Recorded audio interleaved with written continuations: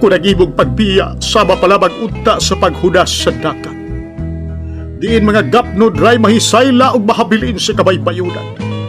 Kumbaga lama ra sa iyang paglantong ang mamilit sa dawiling lapyahan, dili unta kumuhilak pinangga.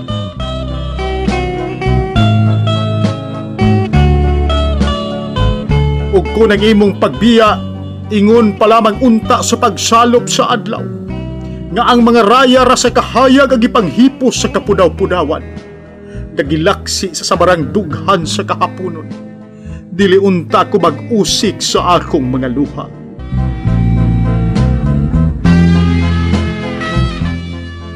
Apa nag-imo kadako nga pagbiya, usa kadako kaayo nga trahedya, kay mga saan og panumpa man ang gilangko mo dining dughan. Mga bituon sa akong langit imong gisakbit, ug mga alikabos sa handumanan na lamang ang gibilin mo rining nagbakho ug nagbangutan ko nga lapyahan.